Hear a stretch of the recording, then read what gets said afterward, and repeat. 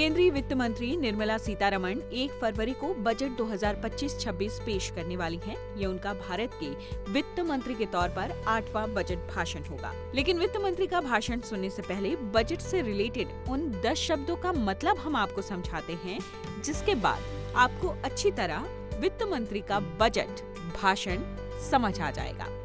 सबसे पहले है उपकर, जिसे इंग्लिश में कहा जाता है सेस।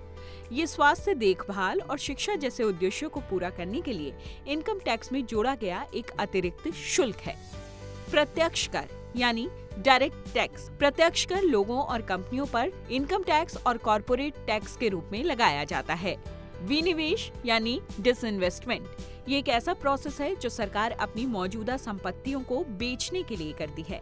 राजकोषीय घाटा पिछले वित्तीय वर्ष में किसी देश के कुल खर्च और कुल आय के बीच अंतर का मूल्य है। अप्रत्यक्ष कर यानी इनडायरेक्ट टैक्स। अप्रत्यक्ष कर वस्तुओं और सेवाओं के माध्यम से टैक्स पेयर्स पर लगाए जाते हैं। भारत में अन्य अप्रत्यक्ष करों के अलावा जीएसटी, वैट और सीमा शुल्क भी है। महंगाई यानी इन्फ्लेशन। महंगाई किसी देश में वस्तुओं और सेवाओं की कुल कीमतों में वृद्धि है। जैसे जैसे किसी देश की महंगाई बढ़ती है, देश की कुल क्रय शक्ति गिरती है। नई कर व्यवस्था, न्यू टैक्स रिजीम। नई कर व्यवस्था एक 7 tax slab income tax format है जो टैक्स कटौती को खत्म करके दरों को कम करती है। पुरानी कर व्यवस्था यानी ओल्ड टैक्स रिजीम। पुरानी कर व्यवस्था में केवल 4 इनकम टैक्स स्लैब हैं, जिसमें 10 लाख रुपए से ऊपर की आय के लिए कर की उच्चतम दर 30% है।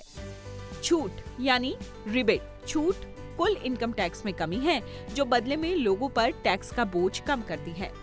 कर कटौती यानी टैक्स डिडक्शन। कर कटौती छूट के समान होती है जो किसी व्यक्ति या इकाई की कर योग्य राशि को कम करती है।